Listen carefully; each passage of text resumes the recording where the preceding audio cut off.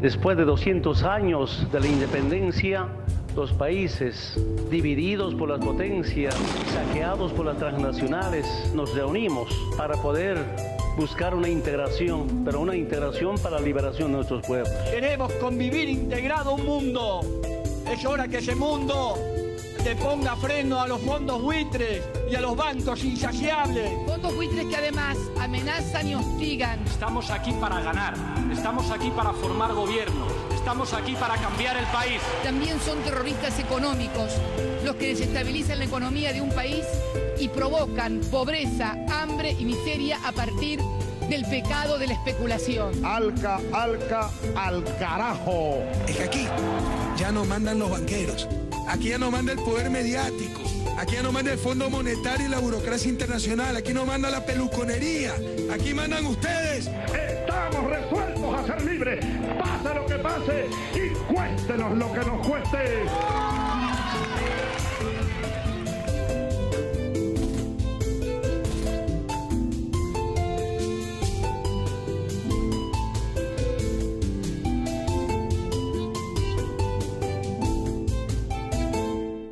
Buenas noches.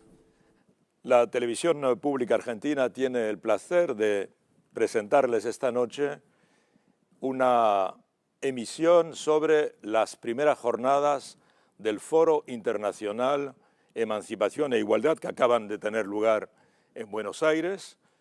Estas emisiones se van a presentar a esta misma hora, mañana y pasado igualmente, y van a resumir lo que se ha dicho en este importante foro. Este foro ha marcado un poco la vida intelectual en América Latina y en parte de Europa estos días. La atención pública ha sido espectacular. Miles, decenas de miles de personas, de sitios en Internet, sitios online, han reproducido integralmente estas jornadas del Foro Internacional Emancipación e Igualdad, y este foro en cierta medida ha marcado también una reflexión necesaria al cabo de 15 años de gobiernos progresistas en América Latina. Era necesario, al cabo de este tiempo, de estos 15 años, que en un lugar, ha sido en Buenos Aires, se reuniesen a la vez actores políticos, pensadores, intelectuales y activistas para hacer a la vez un balance de lo que se ha hecho hasta ahora, qué características ha tenido este fenómeno neoprogresista latinoamericano, y por otra parte también ver en qué medida el nuevo ciclo, el nuevo tiempo que empieza, sobre qué líneas, sobre qué lineamientos, sobre qué principios debe prolongarse.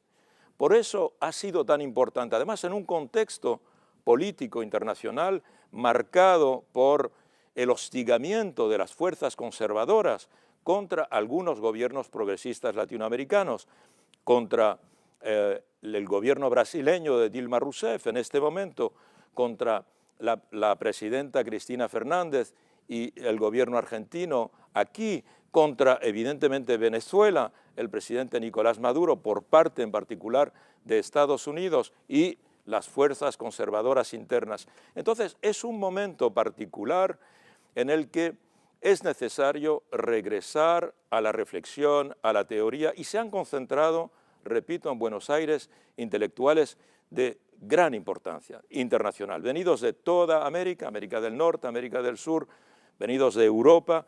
En total, unos 20 países estaban representados por sus figuras intelectuales, por sus pensadores importantes.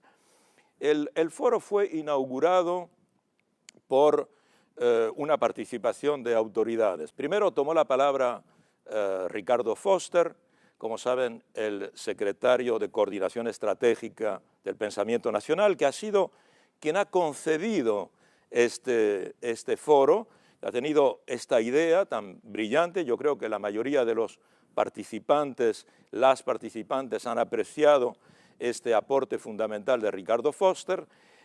Luego tomó la palabra también Tristan Bauer, el presidente de la Radio y Televisión Argentina, que también evidentemente ha participado en la concepción y en la difusión del foro, como lo estamos haciendo esta noche. Seguidamente tomó la palabra la ministra de la Cultura, Teresa Parodi, para también insertar esta reflexión en el marco de la acción del Ministerio de la Cultura que conduce Teresa Parodi.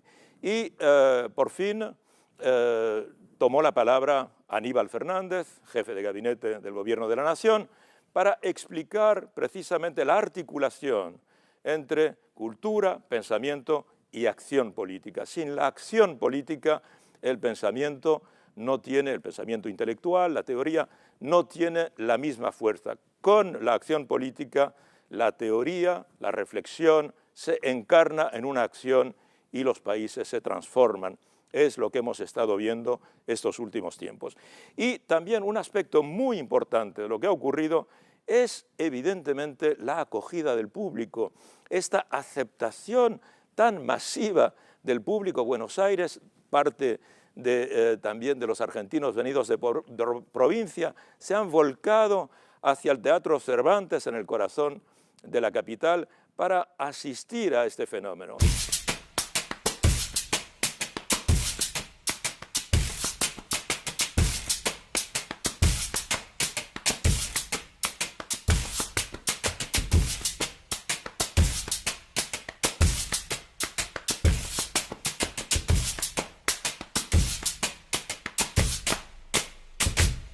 Bueno, pues ya han visto cuán espectacular ha sido la acogida de este foro, ¿verdad? Todas estas personas haciendo cola para asistir a estos encuentros. Y la primera mesa redonda de este foro llevaba por título Encrucijadas y desafíos de América Latina.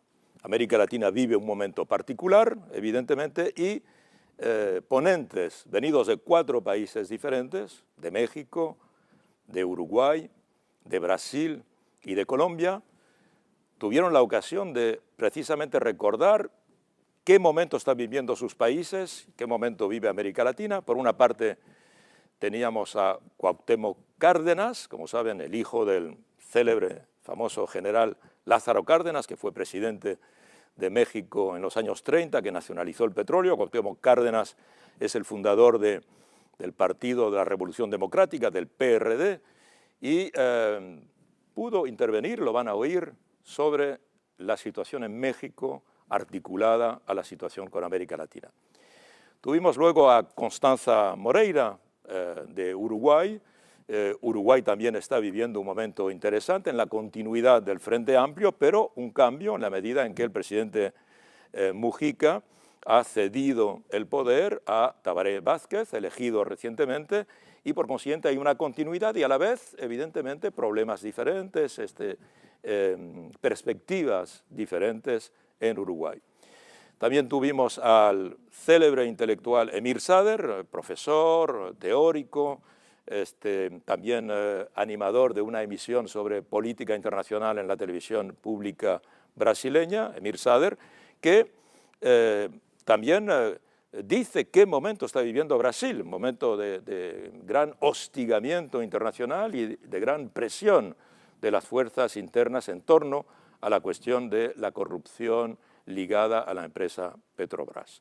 Y por fin tuvimos a la senadora Piedad Córdoba de Colombia, una luchadora, ¿verdad?, senadora, vocera de Marcha Patriótica, una de las organizaciones más importantes populares colombianas, que también nos recuerda qué momento está viviendo Colombia en el momento en que se están desarrollando las negociaciones de paz entre el gobierno, las autoridades gubernamentales y por otra parte las FARC en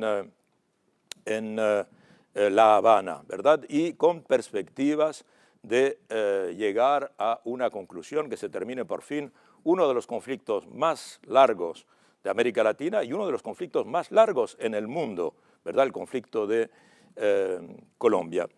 Y esta mesa redonda fue moderada por una personalidad muy popular que ustedes conocen, Víctor Hugo Morales, y que en particular, bueno, ya conocen que es escritor y animador, periodista. Así que vamos a escuchar ahora un resumen de las intervenciones de cada uno de estos ponentes.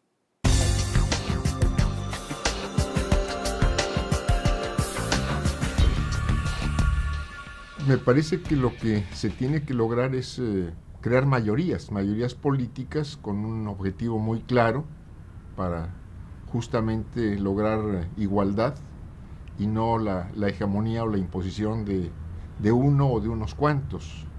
En México, desafortunadamente, hay una gran dispersión de las fuerzas políticas y pues algunos o muchos estamos trabajando por lograr esa unidad o esa mayoría que en algún momento pueda cambiar las cosas. Hoy el mundo está dominado por el dinero, por la plata, ¿no? El neoliberalismo significa que todo tiene precio, todo se vende, todo se come, toda mercancía. Emanciparse es emanciparse respecto al poder del dinero, afirmar los derechos de la gente. Yo lo asocio claramente con la libertad, con la posibilidad de construir lo que tiene que ver con la soberanía, la dignidad, la posibilidad de ser independientes y soberanos. Y creo que son dos conceptos que en los últimos años han arropado lo que han sido las dinámicas sociales y políticas en América Latina en general. Y que bueno, yo diría que a pesar de lo bello del concepto y de lo utópico hasta cierto momento, es también muy difícil.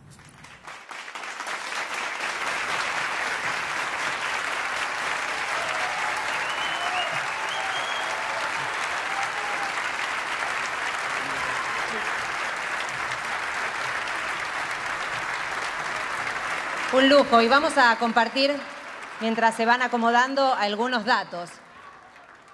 Desde México está Cuauhtémoc Cárdenas, un político de trayectoria, fundador del PRD, el Partido de la Revolución Democrática, a quienes todavía consideran el líder moral, y es uno de los críticos más firmes a la entrega de los recursos energéticos, lo que allí se llama la reforma a Pemex, que es nada más y nada menos que la entrega de los recursos a los capitales extranjeros. También de Uruguay, Constanza Moreira, politóloga, socióloga, referente del Frente Amplio, bienvenida también. Desde 2009, senadora, fue reelecta en la última elección del año 2014. De Brasil, Emir Sader, nada más y nada menos, filósofo, doctor en Ciencias Políticas, director del Laboratorio de Políticas Públicas de la Universidad de Río de Janeiro, director de Claxo, y seguro nos va a aportar algunos datos relevantes para entender lo que está pasando en Brasil por estos días. Piedad Córdoba, de Colombia, no solamente es política, no solamente es senadora, es sin lugar a dudas una mujer que toda su vida la dedicó a la lucha por la defensa de los derechos humanos, de las mujeres, de los pueblos originarios, una luchadora por la paz. Damos comienzo entonces con este aplauso a la primera mesa. Bravo por ustedes y por mí, que vamos a ser espectadores de un fascinante espectáculo que es el de las ideas.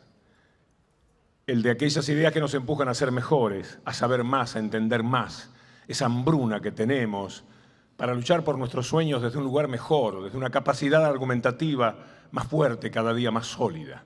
Y es la información, y es la calidad de las ideas, la que de alguna manera nos va diferenciando a nosotros mismos.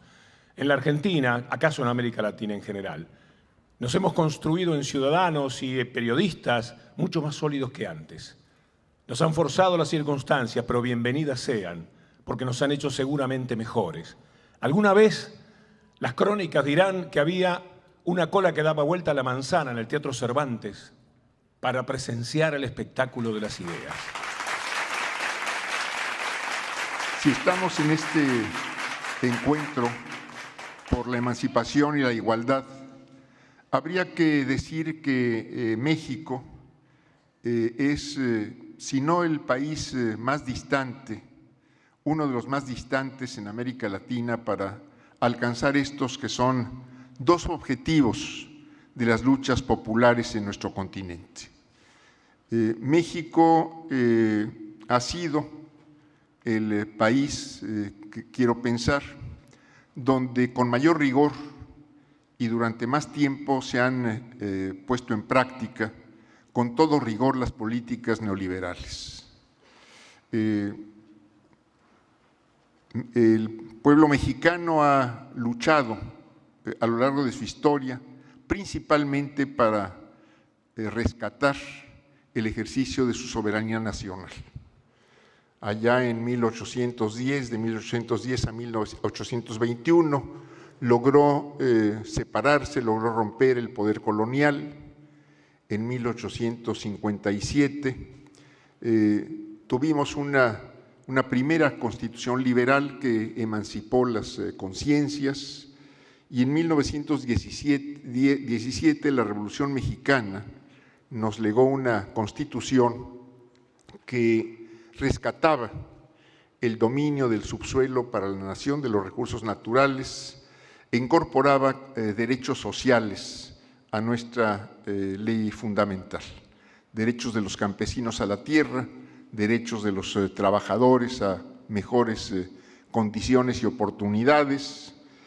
Y yo diría que hoy nos encontramos en la más aguda reversión neoliberal. Esto es, México, a diferencia de la mayor parte de los países de América Latina,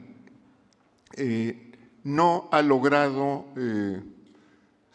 romper, no ha logrado separarse de estos controles del neoliberalismo. En México seguimos con las políticas neoliberales, a pesar de que pues, prácticamente todos los países del sur han puesto en práctica políticas de mayor contenido social, políticas como los economistas llaman contracíclicas, y en México seguimos con todo rigor y con toda disciplina, o los gobiernos de México han seguido con todo rigor y con toda disciplina, las políticas impuestas, en este caso, por los intereses que dominan la política y la economía, las finanzas de los Estados Unidos. Esta situación política, social, ha llevado también a un crecimiento, a una extensión de la violencia por todo el país, al enfrentamiento entre los grupos delincuenciales, principalmente aquellos ligados al narcotráfico, miles de muertos y desaparecidos en los últimos 15 años, el control de los grupos delincuenciales de zonas cada vez más extensas del territorio nacional. Hay municipios en muchas partes del país donde es el narcotráfico, donde es la delincuencia organizada la que prácticamente controla la vida social y económica de esas comunidades, algunas medianas, no solo comunidades pequeñas, sino algunas medianas.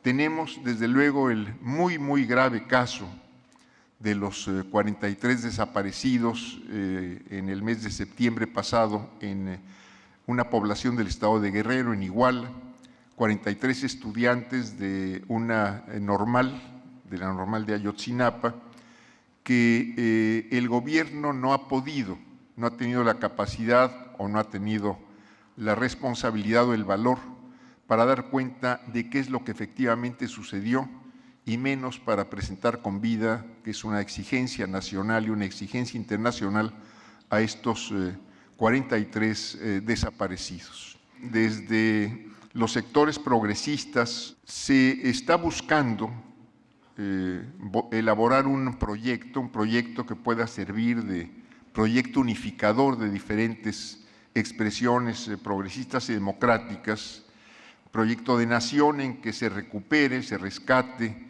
el ejercicio de la soberanía, se tomen medidas serias, se establezcan medidas serias que permitan un efectivo combate a la corrupción y a la impunidad, que son quizá hoy de las principales demandas que tiene el pueblo mexicano ante el Estado, y que pueda haber, por otro lado, empleo formal, empleo protegido socialmente y oportunidades equivalentes para todo mundo, que sería como pudiéramos lograr el que la condición de igualdad, valor fundamental de la democracia, pudiese efectivamente ser una realidad en México. Hoy, y no podría yo dejarlo pasar, estamos viendo activamente la acción intervencionista de los Estados Unidos, estamos viendo las declaraciones recientes, hace unos pocos días, del presidente norteamericano señalando que Venezuela representa un peligro para los Estados Unidos, y esto sin duda no es sino una clara pretensión de intervención, y me parece que en un foro como este tenemos que, uno, solidarizarnos con todos aquellos que están defendiendo su integridad y su soberanía.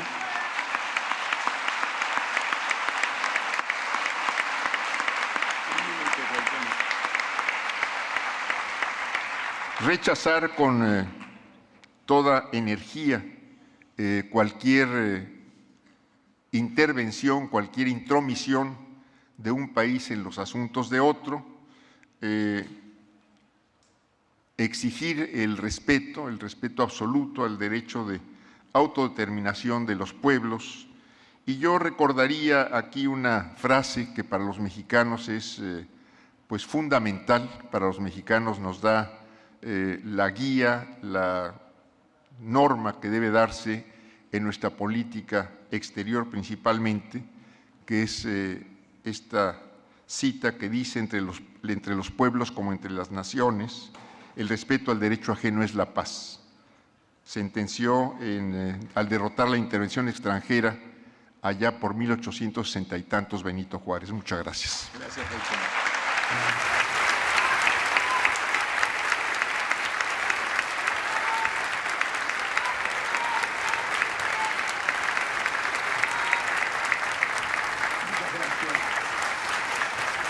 Empiezo con una reflexión de una brasilera que hace muchos años, cuando Argentina y Uruguay miraban al Brasil pobre, poco educado, no al Brasil potencia mundial de ahora, sino al Brasil negro, pobre, ignorante, frente a los educados argentinos y uruguayos, los urbanos, los educados, los modernos. La brasilera nos dijo: "Eu sou vocês amanhã". Y esto quería decir, Brasil no es el pasado, Brasil es el futuro que les espera.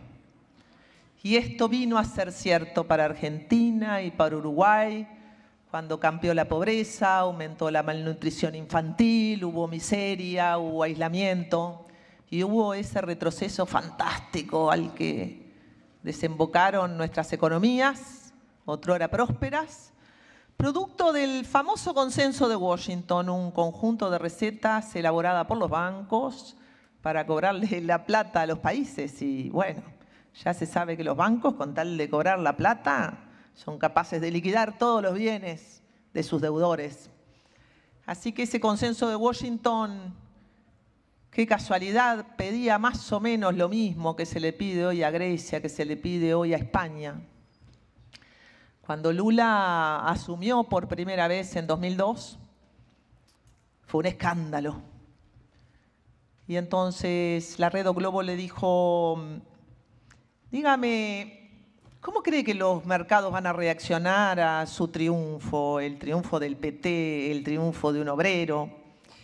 Y le dijo, y bueno, le dijo Lula, los mercados van a tener que entender que cada brasilero tiene derecho a comer 3 veces por día. Y allí empezó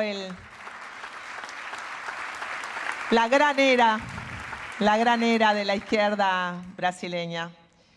Entonces, cuando vemos cómo lucha Grecia por el superávit primario, me acuerdo cómo luchaba Brasil por reducir la meta del superávit primario, que es la cantidad de presupuesto que le destinamos al pago de deuda. En Uruguay, por el solo pago de intereses y adelantos de deuda, se gastaba más que en toda la salud pública. Y cuando vemos entonces a Europa, ¿qué tenemos los latinoamericanos para decirles? Bueno, sepan que el neoliberalismo es una tormenta, pero engendra una tormenta más grande todavía, que son las viejas y las nuevas izquierdas luchando por resistir y generar la alternativa de un proyecto posible, y eso es lo que estamos haciendo. Y en el retorno de la política se produjo lo que yo, que todavía soy politóloga, le llamaría la más fantástica circulación de las élites que tuvo América Latina después del pasaje de la colonia a la república.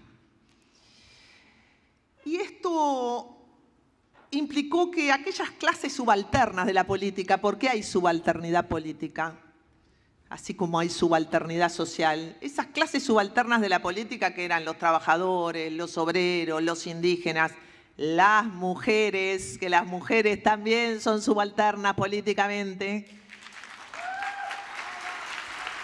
esas clases subalternas pasaron de la periferia al centro, dejaron su subalternidad y se transformaron en dirigentes. Y entonces tenemos a Lula.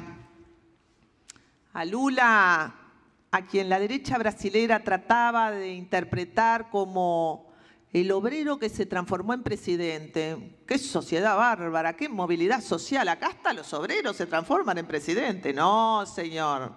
El obrero se transformó en presidente porque primero existió la CUT, la Central de Trabajadores, y después el PT como un brazo político de los trabajadores. Y también vinieron los Lugo, que todavía hay que recordar a los Lugo, los teólogos de la liberación que llegaron al gobierno de Paraguay, una primera esperanza truncada y que ya nos advirtió que no sería tan fácil. Y de repente los indígenas tomaron el poder en el país más indígena de América Latina, en Bolivia. Se descolonizaron.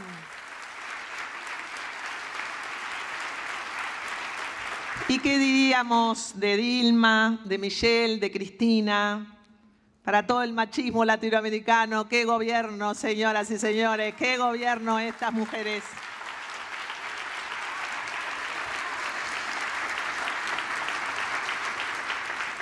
Esto produjo una transformación cultural impresionante. De repente ser obrero, ser mujer, ser indígena ya no era un no valor. Pasó a ser un valor y la gente que se autoidentificaba como los pueblos originarios en Bolivia aumentó, porque ahora se veían reflejados en Evo. Y es que las ideas tienen que tomar cuerpo, tienen que encarnar en el cuerpo de las personas, y la defensa de los derechos de las mujeres tienen que encarnar en el cuerpo de las mujeres, y la defensa de los derechos de los trabajadores tiene que encarnar en los trabajadores, y la defensa de los derechos de los indígenas tiene que encarnar en los indígenas que la representen. Esto las feministas le llamamos la representación sustantiva. Las ideas no solo se representan simbólicamente, se representan sustantivamente, se representan con el cuerpo y las personas. Y entonces América Latina dejó de proyectarse en los blancos ricos que salían en la televisión, como Fernando Collor de Melo, y se empezaron a representar y a reconocerse a sí mismos.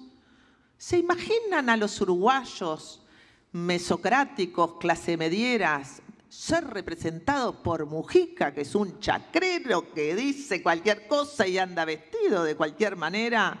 Y sin embargo aman a Mujica los uruguayos y el mundo entero, porque Mujica se parece mucho más al pueblo uruguayo que ningún doctor. Este fue el retorno de la política, y el retorno de la política trajo a América Latina el retorno del Estado, el viejo y vapuleado Estado.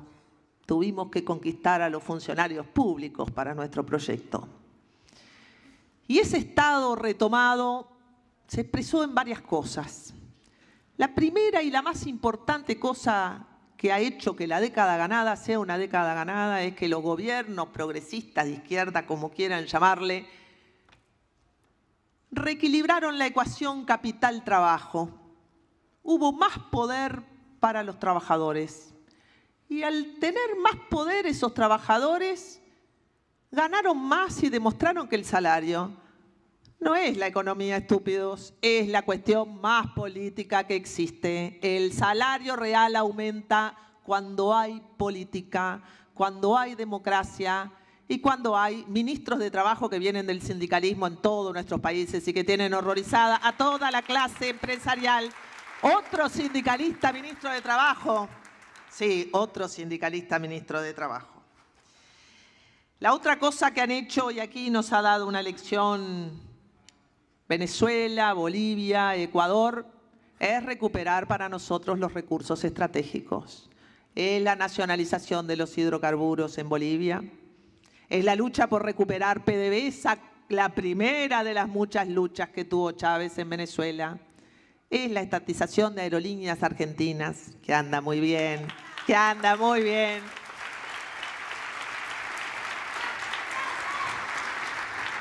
Y es reforzar el poder del Estado frente al capital, y eso, para nosotros, entraña otro desafío.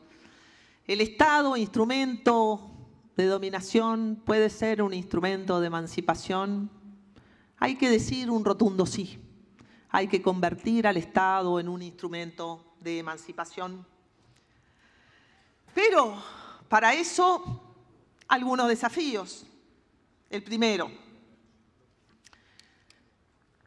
¿qué pasó con la reforma agraria? No sé, ¿cuándo perdimos la agenda de la reforma agraria? La concentración del activo tierra.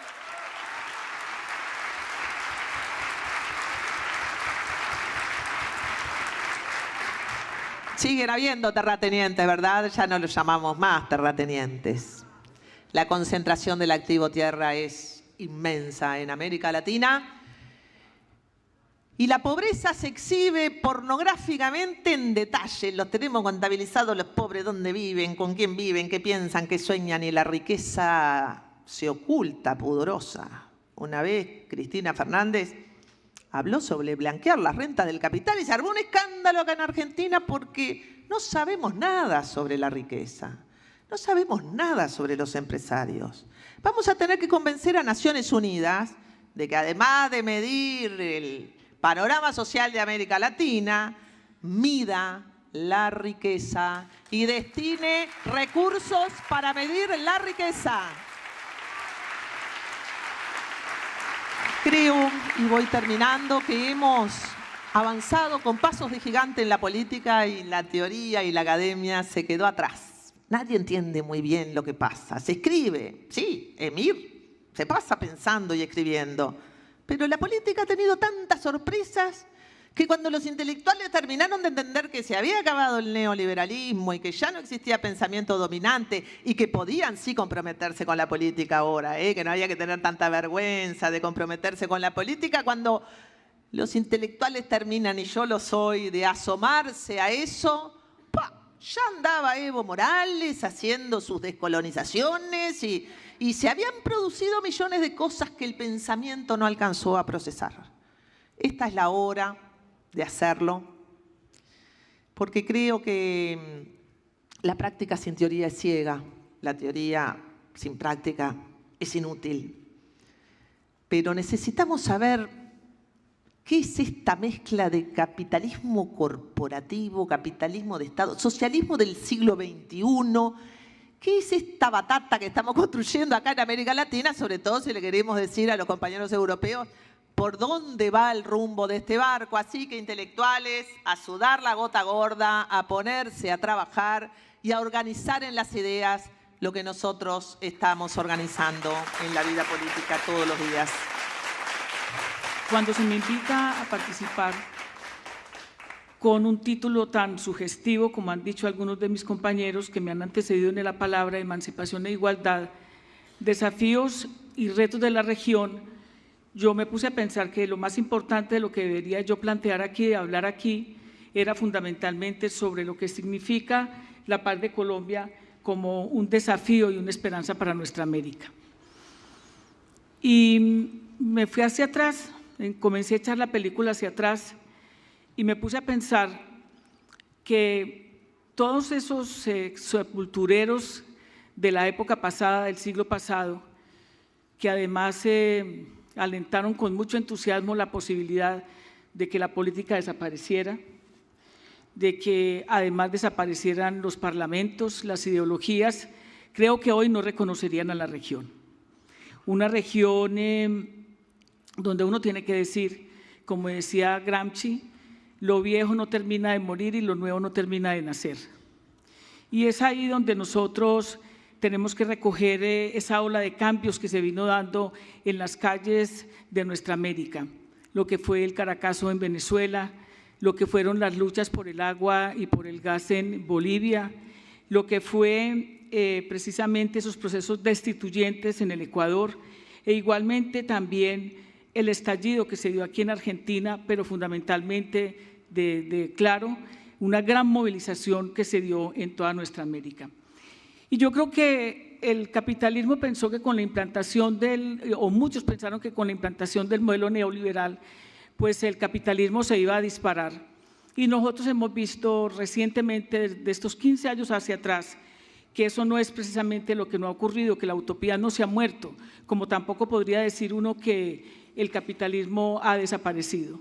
Y pienso que mucho de lo que está aconteciendo recientemente con golpes de Estado de frente como los que ocurrieron en Paraguay, en Honduras, o golpes blandos como el que está ocurriendo precisamente tanto en Salvador, con una reforma al sistema electoral en medio de unas elecciones, o lo que se viene dando aquí en Argentina, pues son una demostración clara de lo que para nosotros embarga una inmensa tarea que tiene que ir de la mano precisamente de todos esos procesos continentales que se han venido dando, que son importantes, que tienen similitudes, pero que tienen diferencias también en las dinámicas propias de cada uno de nuestros países. Y yo creo que con el inicio de la Revolución Bolivariana, con Hugo Chávez, con el comandante eterno, nosotros comenzamos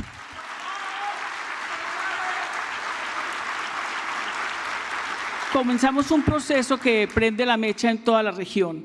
Y es así como vemos el proceso que se da en Brasil, que se da en Bolivia, en Argentina, en Uruguay, en Paraguay, en Chile, en Honduras, en Ecuador, en Nicaragua, en El Salvador y en varios procesos que también se dan en Centroamérica. Diría uno que se implantaron procesos de izquierda muy importantes en la América que confluyen realmente en esa posibilidad y en ese esfuerzo que fue muy grande de enterrar el ALCA. Sin esa presencia, sin esa confluencia de estos procesos latinoamericanos que se dieron en su momento, hubiera sido muy difícil que hubiéramos logrado enfrentar una agenda política económica como la que Estados Unidos nos quería imponer. Hoy nosotros afortunadamente asistimos a unos procesos muy interesantes que se dan en lo que es esa cuadratura multilateral, con la presencia de los países del ALBA, con la presencia precisamente del Banco del Sur, lo que significa de manera importante UNASUR y Mercosur, que indiscutiblemente uno tiene que reconocer que hay que empoderar todos estos procesos, no solamente a nivel de los gobiernos y, como decía la compañera, de la política, sino también de un nuevo sujeto político muy importante que se enraiza o que se visibiliza en lo que son los procesos comunales, los estados colectivos, la relación del Estado con los movimientos sociales, que es ahí donde yo diría que de alguna manera muy importante nosotros tenemos que hacer propios de nuestros países el crecimiento de esta arquitectura multilateral latinoamericana.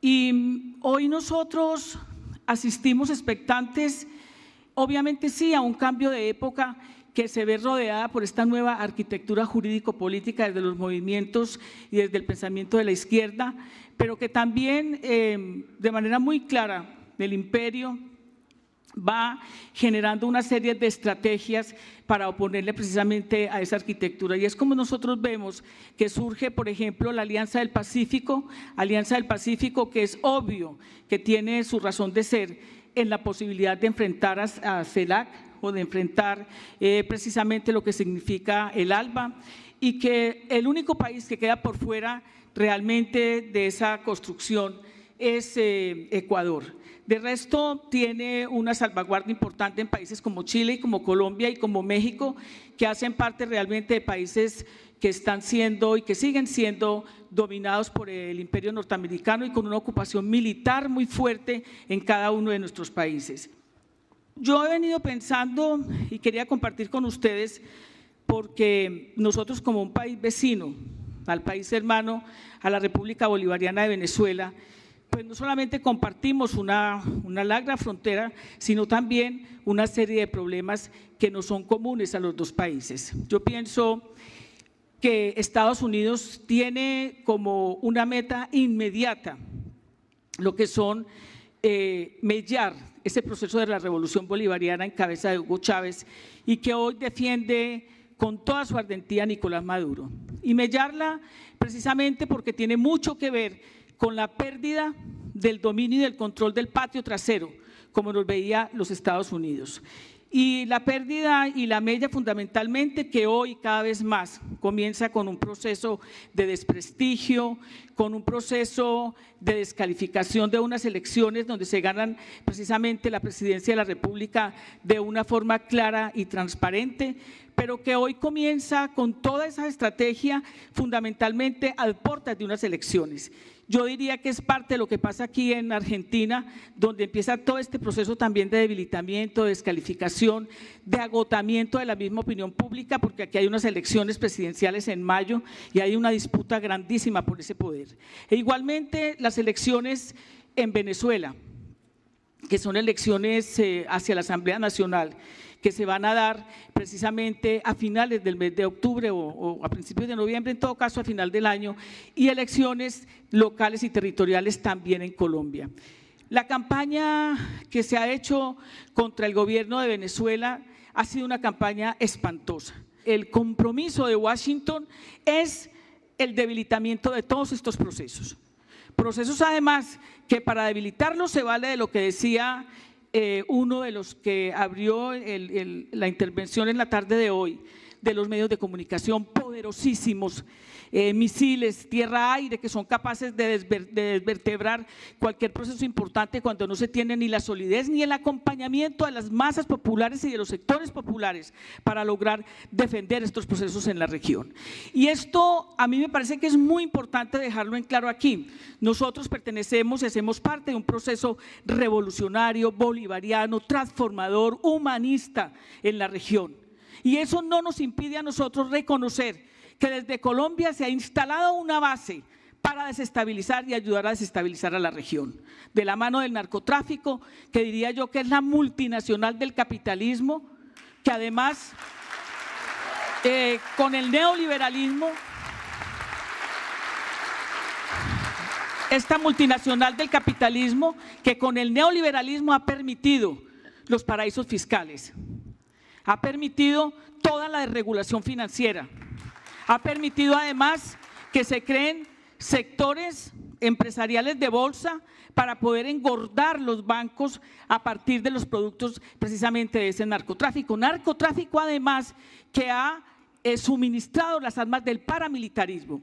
Paramilitarismo hermano del narcotráfico que además ha azotado en Colombia la posibilidad de las reformas, de las transformaciones, de los procesos de paz y que hoy ese paramilitarismo se convierte también en una transnacional paralela que ha desestabilizado lo que pasó en Honduras. Entre otras cosas, llama poderosamente la atención que sectores de la derecha continental, una derecha hoy transnacional que se ha unido a lo largo de toda América Latina, que entre otras cosas es la que posibilita la creación precisamente de la Alianza del Pacífico. Esa transnacional se nutre y se regodea de las ideas de ultraderecha de Álvaro Uribe Vélez. Y es como uno ve que vienen aquí a supuestamente asesorar a Macri para hablar de la seguridad.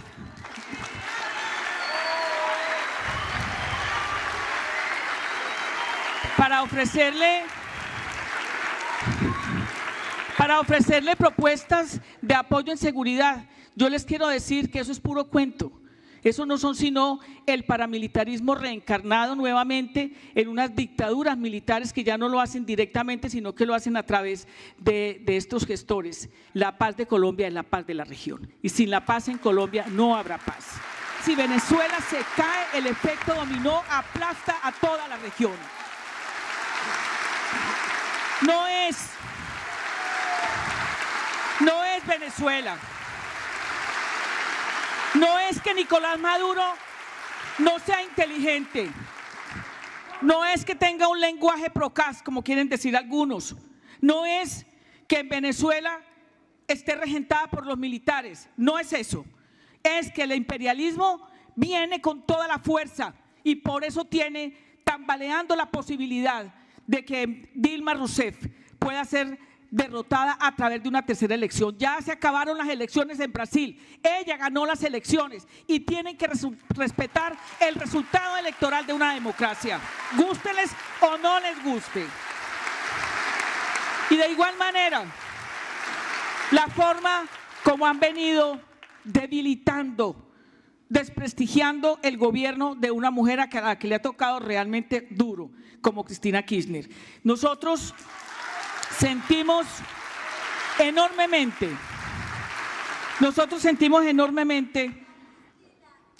la desaparición física tanto de Kirchner como de Chávez.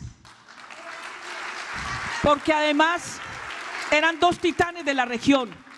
En Colombia empezó a abordar el proceso de paz.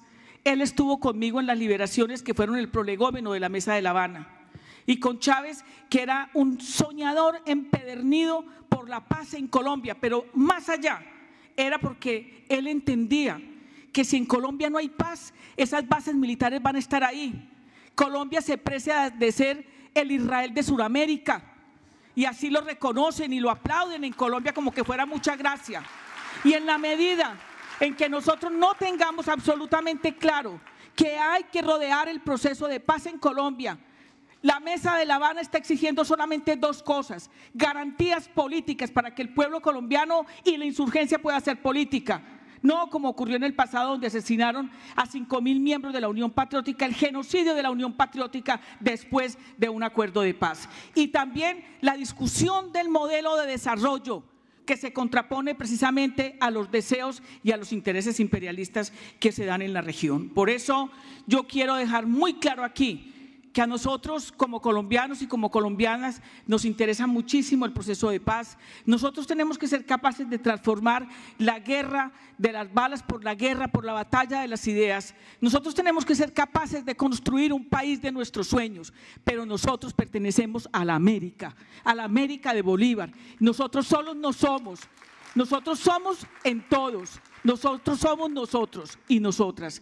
Por eso, vuelvo y reitero, a veces yo pienso que si la paz sí nos irá a traer la posibilidad de transformar el país, que si esa sí es la paz que nosotros vamos a encontrar. Por eso nosotros exigimos que haya una Asamblea Nacional Constituyente, donde participe todo el pueblo, donde estén los compañeros y compañeras que en el exilio están porque tuvieron que salir por la persecución, porque en Colombia hay más de 42.000 personas desaparecidas, porque hay 7 millones de desplazados, porque hay 18 millones de pobres, porque hay 7 millones de gente que no come. Por eso estamos 5 millones en Venezuela, por eso hay 1 millón en el Ecuador, por eso hay como 500.000 en Panamá, por eso hay 50.000 estudiantes en Argentina, otro tanto en el Brasil. No porque no queramos nuestra patria, nosotros la queremos, pero la patria nos expulsa a la gente, porque hay una guerra que nosotros queremos resolver. Pero no es la guerra de los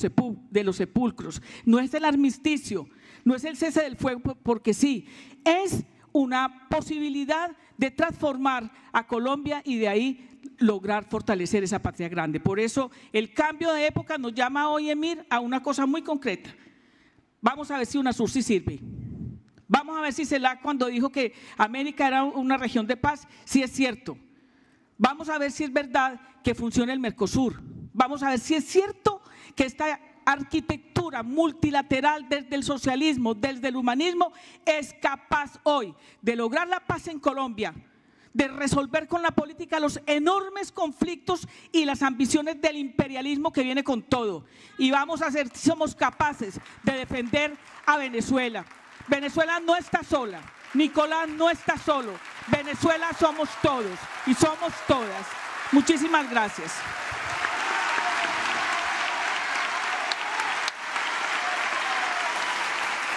Dilemas e encrucijadas. Voy a volver a Brasil al final, pero los dilemas e encrucijadas de Brasil no son distintos de los otros. Atacan al gobierno de Brasil por las mismas buenas razones que atacan al gobierno de Argentina, al gobierno de Venezuela, al gobierno de Ecuador. Por buenas razones, porque hemos roto con el modelo neoliberal. No atacan al gobierno de México, no atacan al gobierno de Perú, porque son gobiernos que se han mantenido en el marco del modelo neoliberal.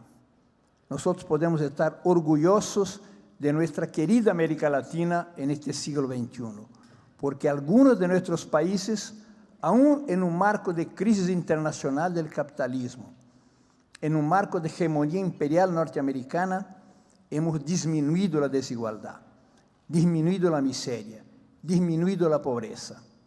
Hemos construido procesos de integración regional como no hay en ninguna otra parte del mundo. Podemos estar orgullosos de todo lo que hemos hecho. Por eso nos atacan. Si no, no lo harían.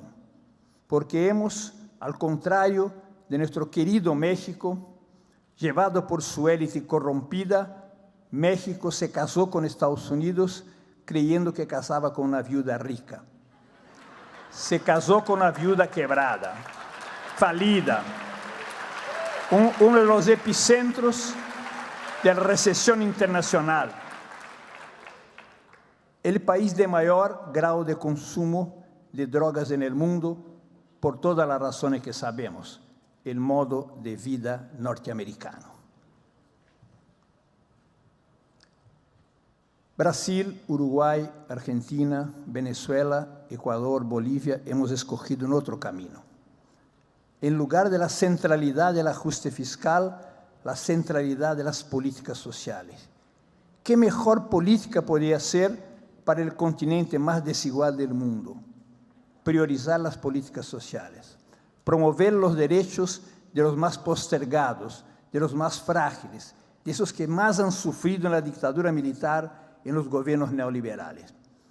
Si tenemos apoyos extraordinarios a lo largo de 10, de 15 años, es porque tenemos el pueblo con nosotros. Tenemos el reconocimiento y el voto popular porque hemos promovido derechos de gente que era excluida por el modelo neoliberal.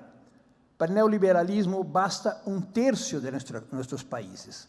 Hubiera una enfermedad brutal que llevara a la muerte de 2/3 de la población, haría bien al capitalismo neoliberal, porque es una masa de gente que no son consumidores de sus shopping centers, no son mano de obra altamente calificada para sus industrias. Sin embargo, lo que hemos hecho es incorporar a toda la población de Ecuador, de Bolivia, de Venezuela, de Uruguay, de Brasil, de Argentina, a nuestros gobiernos, a nuestros presupuestos, a nuestras luchas políticas. Eso es que es insoportable. Por eso hemos ganado 1, 2, 3 y seguiremos ganando. El capitalismo vive en su centro la más prolongada y profunda crisis desde el 29. En otras circunstancias hubiéramos estado en recesión profunda y prolongada como ellos. Qué cuadro triste de ver Europa, que había construido el generoso marco del estado de bienestar social, destruirlo y de la manera más cruel, puniendo justamente a los más frágiles, a los idosos, a los inmigrantes, a los niños, a las mujeres. Mientras tanto, nosotros hemos resistido a la crisis, no hemos entrado en recesión. Bajamos sí nuestro nivel de crecimiento porque nos falta la demanda del centro del capitalismo, pero tenemos otro tipo de demanda. Tenemos la demanda de Asia, tenemos el intercambio intenso de nuestros países por los procesos de integración regional y mucho más importante, tenemos la demanda de las capas populares que con distribución de renta han ganado capacidad de consumo.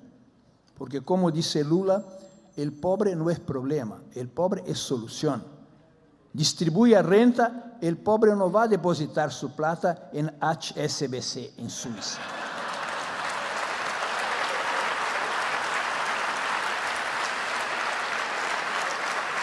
Extraño, ¿no?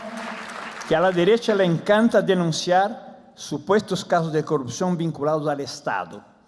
Ese, como es un caso de ellos, corrupción privada, muchísimo más grande que los otros, esconden, no les interesa, porque claro, son protagonizados por ellos que no tienen nada que ver con el Estado. Pero el pobre con plata en manos va a consumir, va a generar demanda económica, va a pagar impuestos, va a generar empleo. Esa es la dinámica que nosotros aprendimos con Europa del bienestar social, con Europa keynesiana y neokeynesiana, y la aplicamos hoy por acá.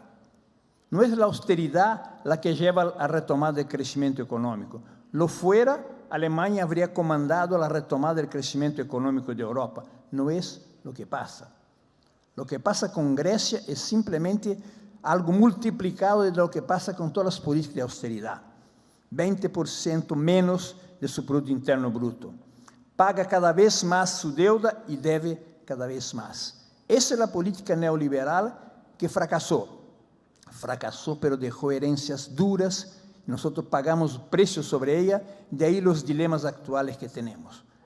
Ellos han fracasado como modelo económico y social y por eso nosotros hemos triunfado, desde la primera victoria de Hugo Chávez hasta las victorias últimas y las futuras que seguiremos teniendo. Pero tenemos una economía primarizada, hubo desindustrialización de nuestras economías, abertura a la predatoria competencia internacional. Hubo además fragmentación de la sociedad en que la mayor parte de la gente dejó de tener contrato de trabajo, cartera de trabajo. Hubo desarticulación de la capacidad de acción del Estado. Y además hubo una herencia la más pesada, una ideología consumista del modo de vida norteamericano. Eso es lo que ellos proponen para nosotros. Una utopía para algunos, la utopía del shopping center. La utopía de las marcas de consumo estilo norteamericano en escala mundial. Eso es lo que propone a nuestra juventud. Eso es lo que es el tipo de vida que solo vale para algunos. En el shopping center nadie estaría prohibido de entrar, pero por algún milagroso control solo entran los consumidores. No hay pobres. Tenemos otros problemas por delante y con eso voy a terminar. Porque el capitalismo ha exportado también la hegemonía del capital especulativo, muy bien llamada por ustedes fondos buitres. Hoy es el sector hegemónico del capitalismo. Allá atrás han dicho que las economías dejaban de crecer porque había mucha reglamentación, mucha norma. Liberemos el capital para que circule como le dé la gana. Va a volver a investir, las economías volverán a crecer y todos ganaremos. Lindo, ¿no? No fue lo que pasó. Sin trabas, el viejo y siempre nuevo Carlos Marx dijo que el capital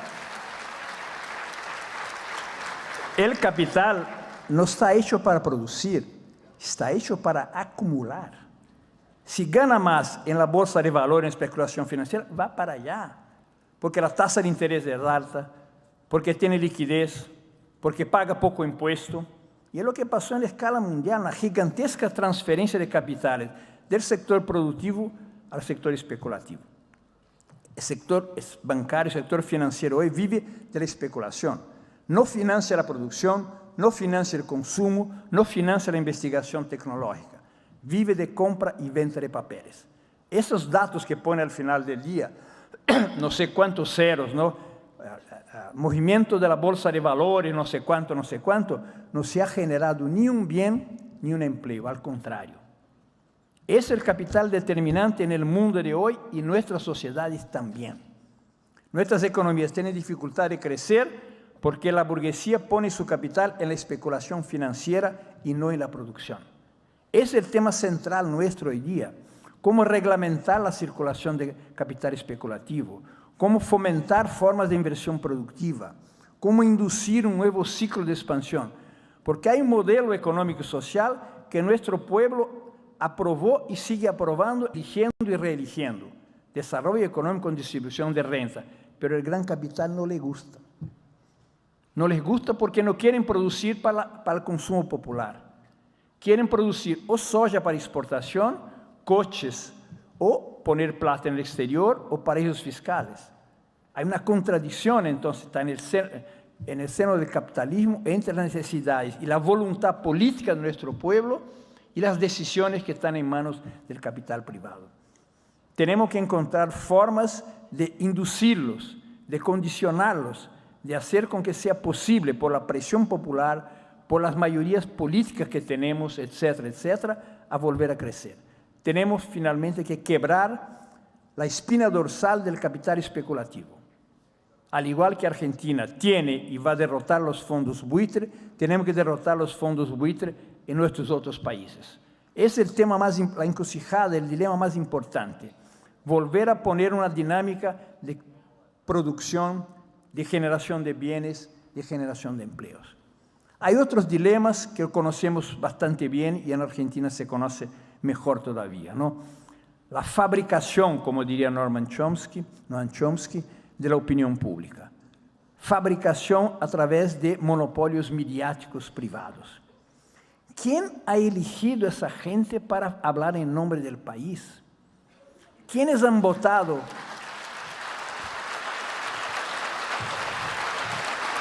Con perdón de la palabra, ¿cuántos votos tuvo esa señora para dirigir el Clarín? Un voto, el de su marido. Y quiere hablar en nombre de Argentina. ¿Cómo puede ser eso?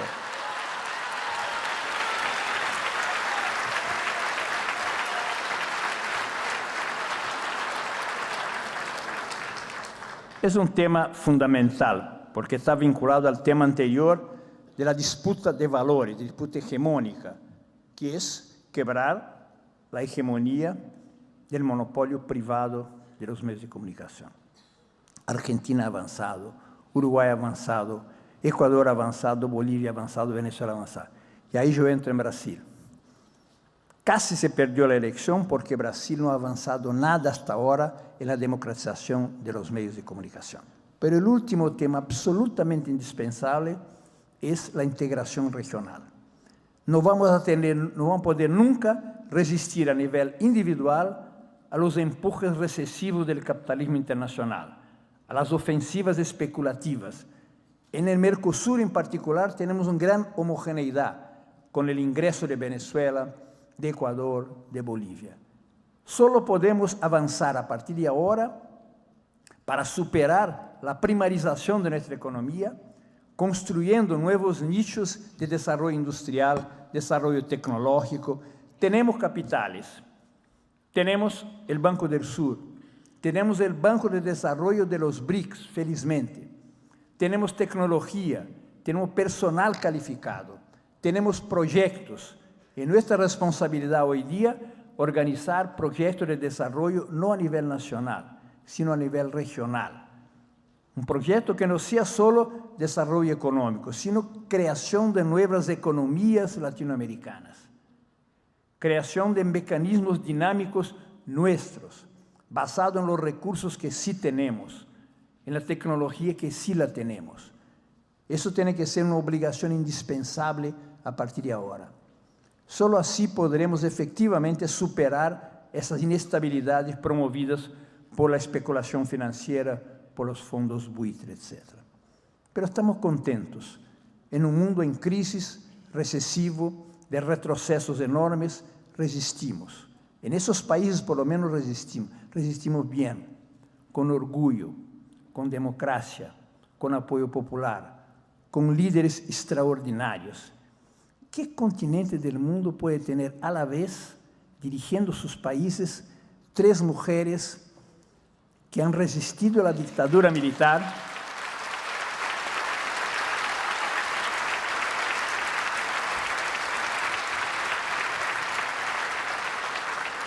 como Michelle Bachelet, como Dilma Rousseff, como Cristina Kirchner? ¿Qué país puede tener en su presidencia, como tuvo recién hace poco, 2 presidentes duramente torturados por la dictadura militar? Pepe Mujica y Dilma Rousseff. Que no se han quebrado, no han desistido, no han cambiado de lado, cambiaron la forma de lucha, pero siguen en el mismo campo, el campo popular, el campo democrático, el campo antineoliberal. Para terminar, algunos países llegaron al siglo XXI sometidos, los que mantienen el modelo neoliberal. Los que están saliendo del modelo, llegamos soberanos, llegamos unidos, como dijo Juan Domingo Perón. Muchas gracias.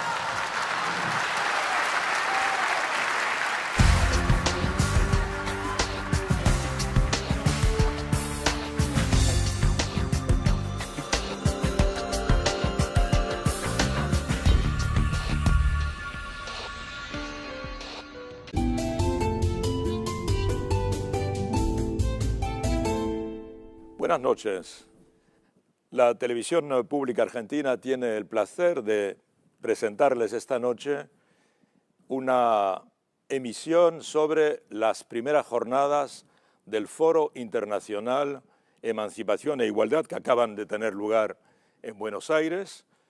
Estas emisiones se van a presentar a esta misma hora, mañana y pasado igualmente, y van a resumir lo que se ha dicho en este importante foro. Este foro ha marcado un poco la vida intelectual en América Latina y en parte de Europa estos días. La atención pública ha sido espectacular. Miles, decenas de miles de personas, de sitios en Internet, sitios online, han reproducido integralmente estas jornadas del Foro Internacional Emancipación e Igualdad, y este foro en cierta medida ha marcado también una reflexión necesaria al cabo de 15 años de gobiernos progresistas en América Latina. Era necesario, al cabo de este tiempo, de estos 15 años, que en un lugar, ha sido en Buenos Aires, se reuniesen a la vez actores políticos, pensadores, intelectuales y activistas para hacer a la vez un balance de lo que se ha hecho hasta ahora, qué características ha tenido este fenómeno neoprogresista latinoamericano, y por otra parte también ver en qué medida el nuevo ciclo, el nuevo tiempo que empieza, sobre qué líneas, sobre qué lineamientos, sobre qué principios debe prolongarse. Por eso ha sido tan importante, además en un contexto político internacional marcado por el hostigamiento de las fuerzas conservadoras contra algunos gobiernos progresistas latinoamericanos, contra el gobierno brasileño de Dilma Rousseff en este momento, contra la presidenta Cristina Fernández y el gobierno argentino aquí, contra evidentemente Venezuela, el presidente Nicolás Maduro, por parte en particular de Estados Unidos y las fuerzas conservadoras internas.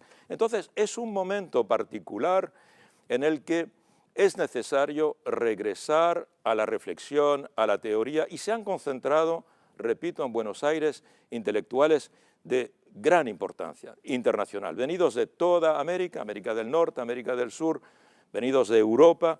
En total, unos 20 países estaban representados por sus figuras intelectuales, por sus pensadores importantes. El foro fue inaugurado por una participación de autoridades. Primero tomó la palabra Ricardo Foster, como saben, el secretario de Coordinación Estratégica del Pensamiento Nacional, que ha sido quien ha concebido este foro, ha tenido esta idea tan brillante. Yo creo que la mayoría de los participantes, las participantes han apreciado este aporte fundamental de Ricardo Foster. Luego tomó la palabra también Tristan.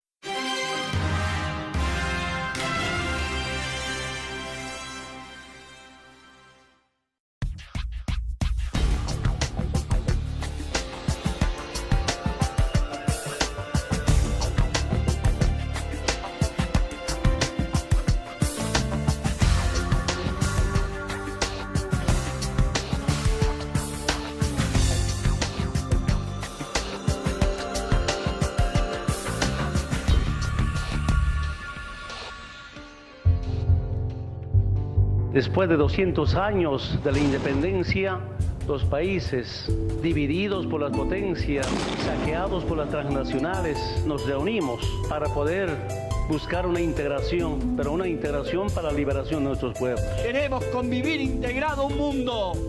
Es hora que ese mundo le ponga freno a los fondos buitres y a los bancos insaciables. Fondos buitres que además amenazan y hostigan. Estamos aquí para ganar, estamos aquí para formar gobiernos, estamos aquí para cambiar el país. También son terroristas económicos los que desestabilizan la economía de un país y provocan pobreza, hambre y miseria a partir del pecado de la especulación. Al carajo. Es que aquí ya no mandan los banqueros.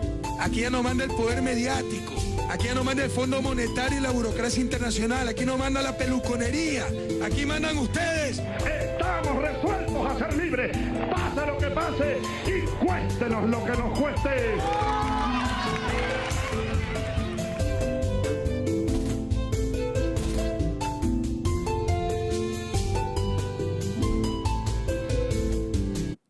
Cuán espectacular ha sido la acogida de este foro, ¿verdad? Todas estas personas haciendo cola para asistir a estos encuentros. Y la primera mesa redonda de este foro llevaba por título Encrucijadas y desafíos de América Latina.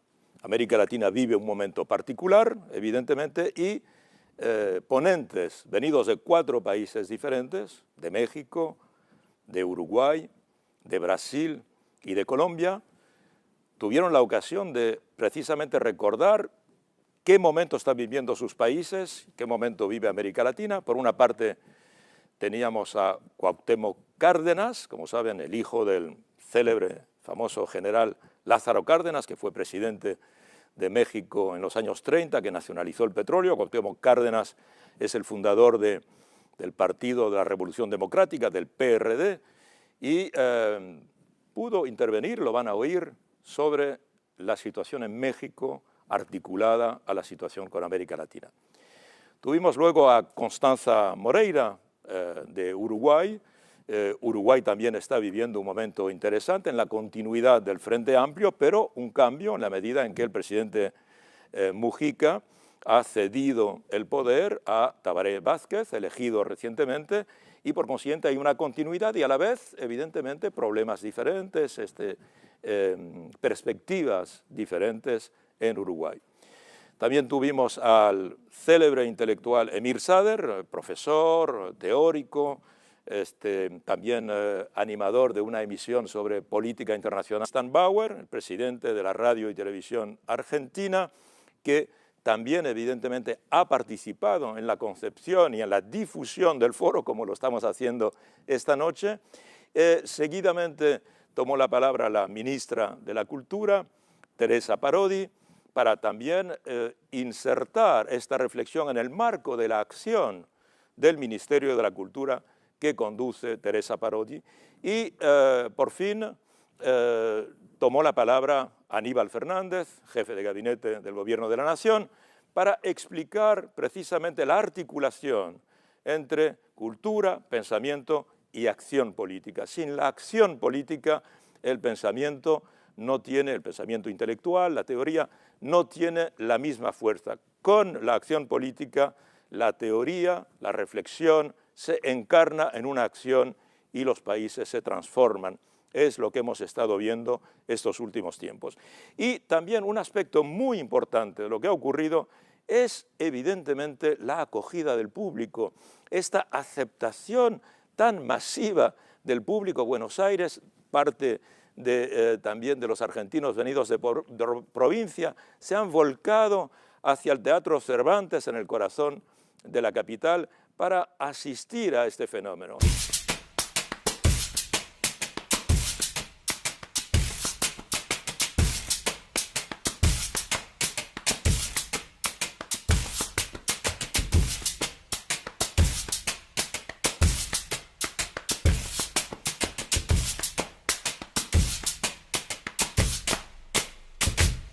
Bueno, pues ya han visto